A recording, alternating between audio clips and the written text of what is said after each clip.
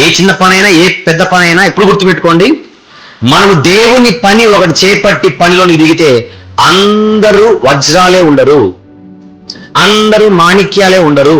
దేవుని పనిలోనికి శుద్ధమైన హృదయంతో రావాలి తప్ప వేషధారణతో కూడుకున్న జీవితం అయితే పట్టేస్తాడు దేవుడు, పట్టేస్తాడు, అలా పట్టేస్తాడు. యెహోవా పనిని అశ్రద్ధగా చేయవాడు శాపగ్రస్తుడు. ఇష్టం వచ్చినట్టుగా చేస్తే ఒప్పుకోవడానికి దేవుడు సిద్ధంగా లేడు. మన ఇష్ట ప్రకారంగా చేయడానికి వీల్లేదు, ఆయన చెప్పినట్టుగానే చేయాలి. జాగ్రత్త, మోషే బండతో మాట్లాడిన ఆయన నీళ్ళు వస్తాయి. ఆయన టెన్షన్, ఏ టెన్షన్లో ఉన్నది లేదని కర్ర చేతులు పడేయాలని కొట్టాడు, నీళ్ళైతే వచ్చాయి. దేవుడు అందరినీ రాకమని నువ్వు ఇక్కడికి రా అన్నాడు. వచ్చాయి. నేను చెప్పింది ఏంటి, నువ్వు చేసింది ఏంటి? నేను చెప్పింది ఏంటి, నువ్వు చేసింది ఏంటి?